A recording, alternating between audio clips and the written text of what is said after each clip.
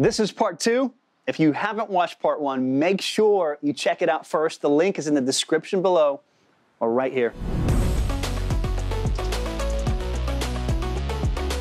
What about tips and hacks that you guys have learned over the last 5 years? How did you guys decide on how much to charge your customers?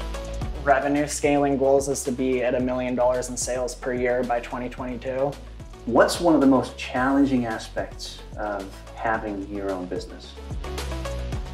Talk about scaling. What are your guys' goals and plans, and how are you going to do that specifically? You do not have to be the absolute best at everything to run a successful business.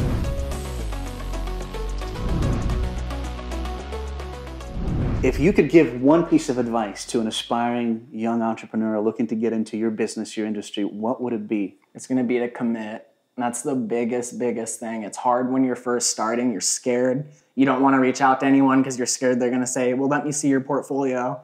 I don't really have a portfolio, especially if you're just starting, right? Right. So it's just being upfront and honest with people, committing to the fact that you're going to make this happen, you're going to make it work, and just practicing. That is huge. And I mean, if you're doing real estate, you better be going through your own house, every single room, 10 times a day. That's what I did, and it's just what it took. And each time I made a video of my own house, it got better every single time.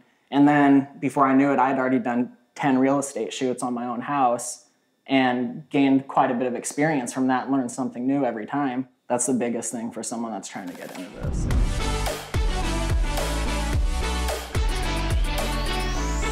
What about tips and hacks that you guys have learned over the last 5 years? What can you share with our audience as far as maybe certain equipment, processes, things like that save you time, save you money? Yeah, absolutely. So sharpen your sword, man. You have to. And what I mean by that is learn, practice, and practice more, and never stop doing that. I shoot, last week we shot over 50 homes, and 50 homes last week? 50 homes in 1 week. Wow, you guys are superstars. She'll still come into the office at 1 in the morning, and I'll be on a filmmaker course practicing little different, movements or have Final Cut Pro up and practicing some new special effects or some sound effects. Well, just this morning I walked in and he goes, so I need your opinion on this. I don't know if I'm going to use it, but I'm practicing. He wanted to do, what was that you were doing? Just practicing some speed ramping. Yeah, speed ramping. And so he goes, I'm still not perfect at it, but I'm trying it. And he was doing a video this morning before we headed out, and he's constantly learning. And let me just touch on that one more time, because a lot of you watching this that are photographers or videographers probably know how to speed ramp, and that's a pretty basic thing to do in videography, but it just goes to show that you do not have to be the absolute best at everything to run a successful business. You just have to provide quality work for whatever sector or area that you're working in.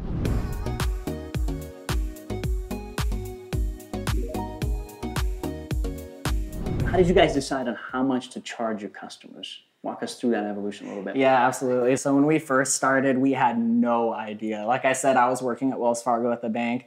I made a good hourly wage there. And so I tried to transfer that over into the drone business, thinking, well, how much is my time really worth to do this? First, I was just doing like an hourly thing. So I was like $30 an hour. It'll only take me an hour to shoot. So we're making like 30 bucks a shoot. And then, we got better. Our portfolio got good. We had high demand. And then you start looking at other companies, what these other companies are charging. And you're saying, wow, some of these companies are charging $500, $600, $700 just for drone stuff. Yeah. And then another light bulb kind of goes off in your head, and you're like, well, let's see where our quality is in comparison to this company that's charging $700. Then you realize, man, our quality is pretty on point with that. And so we could probably be charging that. We feel like we've kind of hit that price point now that our demand is still unbelievably strong, but we're making a ton of money.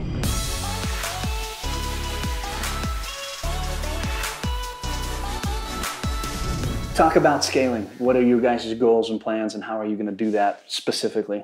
Yeah, we have huge goals for scaling. At first, we weren't sure about it because we've crafted this business for the past 5 years with it just being the two of us. We've really became friends and family with a lot of the people that we work with.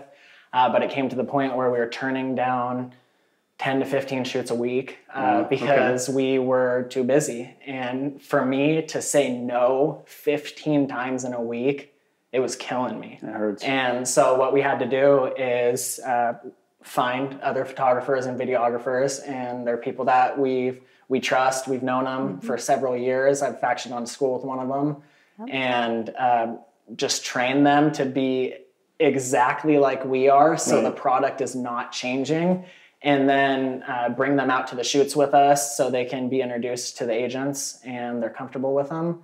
And so the scaling goal overall is we want to get a small team that consists of right around 10 photographers and videographers. In addition to you guys? In addition to us. Wow, okay. Short-term revenue scaling goals is to be at $1 million in sales per year by 2022.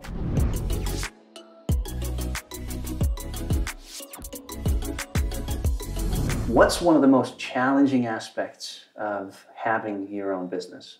A photography business specifically. To us, the biggest thing is to know when to stop working, right? So there's days where we will actually put in 16 to 18 hours of work. And that's between just editing, shooting, and following up with clients. Driving. And sometimes, you know, once you get going, it feels like there's always more work you could be doing, right? But you want to have good work-life balance. Absolutely. And otherwise, why are you doing it? Exactly. And burn yourself out. And so we're trying. We haven't nailed that part down yet, and that's why it is the most challenging part. But just trying to create that balance, because when I was at the bank, it was 9 to 5, and then 5 o'clock, I'm out of here. Right. You know, like, don't call me. I'll see you tomorrow morning. My life's starting at this point. But now it's, I will always pick up my phone if I'm available, no matter what time of the day it is. So I've had agents call me at midnight before, which is crazy. You know, I'd never expect that, but I think they're even more surprised when I pick up the phone. I didn't expect you to answer. Well, why are you calling at midnight? Right, yeah.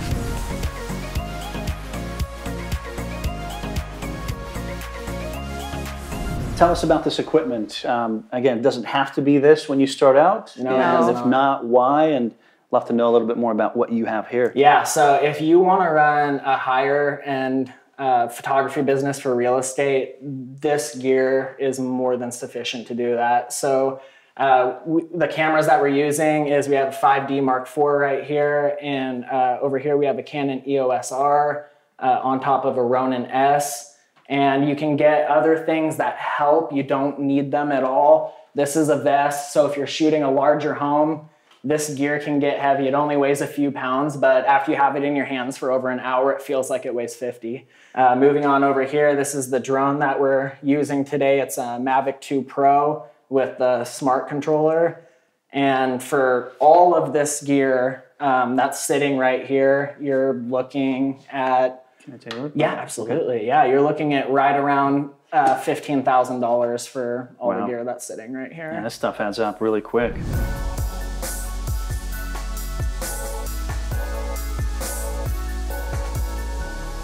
So we're in the kitchen. What's one tip for taking pictures of the kitchen? So one tip that also applies to all the other rooms too is you always want to take at least one shot as the way you see it when you walk in. It'll give people an idea of what they see, so then when they see the photos and then come tour, they're like, oh, I've seen that. And then they know what they're going to see when they're walking into their home, their kitchen and whatnot. Head-on shots of the kitchen are great. That shows this whole area through here, as opposed to having this beautiful giant island blocking it. I mean, that shot from the corner is great, but if you could get a head-on shot from right about where that camera's at, that's really going to show you your kitchen. We appreciate you guys. We'd love to hear from you, so make sure you comment below, ask questions that we haven't discussed in this episode. We will respond. And there is our blog as well. Make sure you check it out. There's a lot of awesome content that will help you grow your business and be a successful person.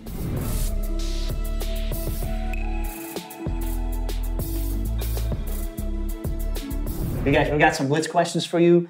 Couple words, no more. I'm gonna police you really hard, but these are fun, so let's have fun with it. And both of you can give us an answer. What do you do on a daily basis to grow as an entrepreneur? Networking. Networking. New editing skills. New editing skills. Okay, what business book had the biggest impact on you? 10X. 10X, Grant Cardone, okay. Same. Same, all right. Let's go to the next one. What habit has separated you from your competitors? Becoming friends and family with our agents. That's awesome. Yes, I was going to say friendships. Can't copy? I can't copy, oh. Think of something else. Oh, Oh, I got you in the corner. oh, yeah, you do. consistency. Consistency, okay, I love it. All right, next question. What's the best business idea that you have that you will never use or implement? Yeah, I'm too busy to implement it, but it's a little stopper at the bottom of a public restroom door that you can open the door with your foot. I've seen maybe one or two of them in 1,000 restaurants, and it needs to be there. Okay. Whitney, anything? Roll out ranch fencing. I have horses, it's a big problem. Roll out ranch fencing? We've had a pretty good idea for that one. Yeah, we actually have. All right, last one. Have you ever hired outside consultants and why? We have never hired an outside consultant. And the reason for that is because I've learned the most in my career through making as many mistakes as possible.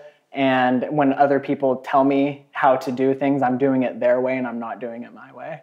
That's awesome. So what you're saying is make more mistakes, do it yourself, and that's the best way to learn and grow. Absolutely. For me, absolutely, yes. Okay, awesome. You guys, this has been an amazing story. I think what you guys are doing is tremendous. I mean, you mentioned the best in Washington State. I know that's what you believe in, but I really enjoy this. I know you guys have as well. Thank you. Thank you for your time, and we wish you all the best of success. Thank you so much. Thank you so much. Absolutely. All right, this concludes part 2. I hope you guys really enjoyed it. One of the tips that you didn't hear on the camera is get your real estate license. It helps all of your real estate agents because they don't have to show up to the house. You can just show up yourself. That's a big tip. Think about it, consider it. Thank you for watching. Like this video, subscribe to our channel, and stay tuned. We've got a lot of awesome content coming up. Thank you, guys.